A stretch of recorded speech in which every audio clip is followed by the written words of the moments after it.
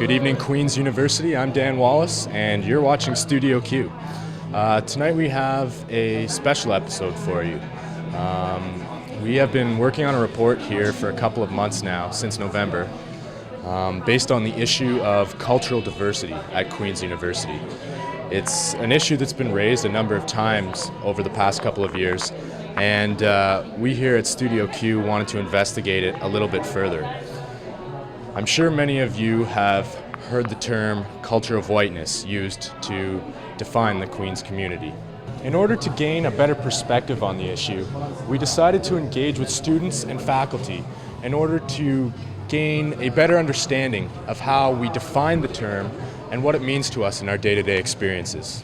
The following represents excerpts from a number of interviews we conducted with members of various organizations seeking to engage the Queen's community as a whole. We asked them to define what the term culture of whiteness means to them and also give us some insight into their experiences as members of the Queen's community. Okay. Well, the culture of whiteness was a term that first appeared at Queen's after the release of the Henry Report by Francis Henry a few years ago. And that term, that way of thinking comes out of the idea that it's important to racialize white people as well. I think it refers to a sort of homogeneity across races and across ethnic backgrounds on the Queen's campus. So I feel like that mainstream culture is like being referred to as culture of whiteness. So I really can't define the term culture of whiteness, but I can say that the term is needed. Maybe we can replace it with another term, but the fact is there is a certain Queen's culture that is not as welcome toward the minority groups. Okay. There are certain assumptions about how we approach the problems academically, socially. There are certain assumptions about what is fun, what is not fun. There are certain assumptions about what you feel about your courses, what courses do you take that are totally something cultural and arbitrary for someone who comes from another culture. These things are not as obvious and as universal, I think it's not necessarily racism for the African student, because it's just ignorance of not understanding that really we are different and there are power relations already embedded in the system in Canada and at Queen's University. Racism is in the discourse, and this ignorance of is in discourse of our academic fields. For example, in development studies, you would find a student saying, Africa is backward, and not necessarily all because it's already embedded in the educational curriculum. White people don't even regard themselves as white. That is an absence. You'll get this questioning look on people's faces. How would you describe your race? What? I don't have race. Can't you see? I have no race. I think that's changed in the past decade. So that when I speak to students now, most students are quite aware of this whiteness thing, and they're not sure what it means, and they haven't worked through it possibly. But it's no longer an absence. We are diverse. We are a diverse institution, but is that diversity as representative as we'd like it to be? When the article came out about a culture of whiteness, I thought that was kind of a pat phrase. It was something easy to throw out. I don't think there is a culture of whiteness here. However, do we have an environment here that is accepting of all? When someone comes to Queen's from whatever their backgrounds, are they totally comfortable? I don't think we can answer yes there yet.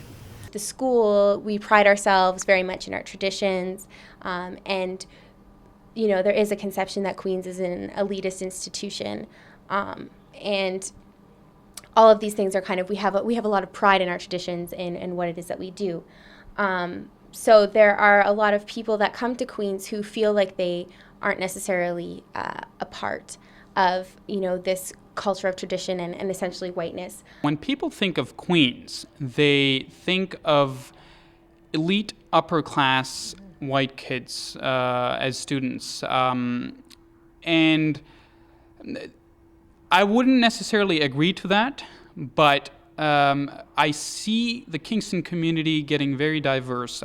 In the past 5 years, a lot of families have moved in from different backgrounds. However, on campus, there is a certain homogenous culture. Because I'm from Toronto, which is a metropolitan, so when you come here, you are kind of in a a new surrounding, and you do get the sense, okay, well, I am a minority here. But I think that Queens is only kind of just reflective of just the culture of whiteness on a whole in general.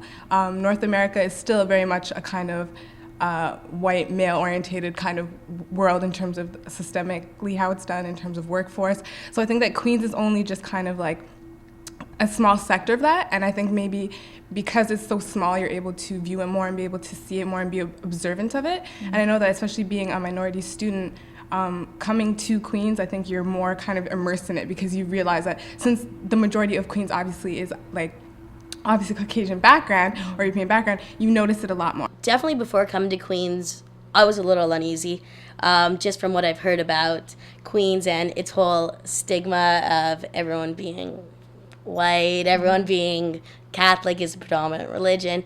So definitely before I came to Queens, there was a little bit of a hesitation, but obviously not that much because I'm still here today. And definitely when I came here, it was very welcoming and very opening. I thought it was pretty cool because like my dom was pretty good with it, and like it's not like people here are like, oh, it's a Chinese person. Wow, that's really ethnic, or like was your you know, like I don't feel like I'm like separate from the community. Yeah. Truthfully, when I came to Queens, I really didn't feel it that much. You do see it in that different cultures will band together because of the similar history, because of the similar lifestyles, but I really don't feel excluded in any way. Now that we've gained some general perspective on the issue, it's important that we understand how we can work together in order to address these concerns and ensure that everyone feels welcome and part of the Queens community. Stay tuned until after the break, when we attempt to approach a solution. Welcome back. Before the break, we gained a better understanding of some of the issues surrounding cultural diversity here at Queen's University. The people we spoke to had some really good insights into how to approach a solution, both in a general sense and through our day-to-day exchanges with our fellow students. Here's what they had to say. We have to look to correct it and do it through education. The kinds of initiatives we've put in place comprised education, be it an orientation or just curriculum. It involves very proactive attempts to have people from all backgrounds be a part of all activities. We have to look to our student assistance programs to be sure we provide access to people from all backgrounds. So it's a really multi-pronged approach to a very critical issue. If we don't cater to the needs of visible minorities, we cannot be expected to have a good number of diverse background of students on campus. Ideally, first thing they need to do is to hire a diverse faculty. By reviewing things like hiring and recruitment, it's not just a matter of putting an X number of bodies on campus, which is often what it boils down to, but it's not only that. We're doing a lot if we can get X percent of racialized bodies on campus. It's not that only. By reviewing and reflecting on teaching and curriculum and the culture of the school, what are the subtle messages that permeate this environment in our residences, in our media, in our classrooms, in our hallways, in our personal relationships. To me, dialogue is important, and also taking a risk to look at power, how one exercises power, and backing off. It's complex because this necessitates a relinquishing, an acknowledgement and relinquishing of power. Right? For me, yeah, it's not for me. And hard fought for power. We're talking about faculty who have fought hard for tenureship, or who have fought hard in a very competitive market to get positions at Queen's University as assistant or associate professors. We're talking about administrators who have fought hard to build their resumes, etc. And we're talking about people who have alumni who have, contributed extensively to Queen's University to continue a certain tradition of education, and who could be concerned that shifts in that power or a move towards this quote-unquote diversity or inclusiveness or multiculturalism, that those things could jeopardize the value of a Queen's degree. And each and every member of the community has to be sure that we do make this a welcoming place for all. Because the fact of the matter is, like so many institutions, there are instances where we do, perhaps inadvertently, but we do put barriers up. We don't interact as fully and richly as we would, and that can be perceived in negative ways. Just make people aware of the language that they use in referring to Africa or to other minority groups. We felt that people on campus don't get engaged in cultural debates and discussions in general. And that's a shame because, I don't know, when I was in Iran, I never had access to people from these many backgrounds, people from different cultures. So, we are trying to make a place, give an environment for this engagement. I think that it's really important for students to educate themselves. I can't emphasize that enough. And it's really important for us as students, the people who have the ability to mobilize ourselves and change the world.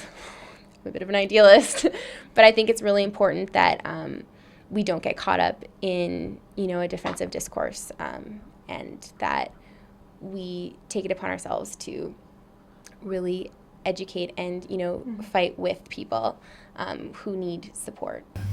As an institution, we have to be sure that when you walk out of your residence, you are encountering people from different cultural and ethnic and socioeconomic backgrounds. For all of my life, I had lived inside Iranian culture and between certain social rules. And of course, it is much nicer and much more, enriching to kind of get out of that and try to compare it and see how Canadian culture compares to Iranian culture. When you have all the different ideas that come into play and you have the different opinions from different cultures, it just makes for a more interesting time. But I think it's good for people to pass that barrier and try to take interest, in someone different, in another culture, in another way of looking at the world. Yeah, I think if we can get people to engage in this cultural discussion, in cultural exchanges, a lot of problems that the world right now has will be solved. Through all of our discussions, it really became obvious to us that it's important we are both aware and educated about the wide range of backgrounds of our student body. Cultural exchange is really important for all of us. We should embrace and celebrate our diverse backgrounds, because ultimately, it's up to us to define the culture of Queens.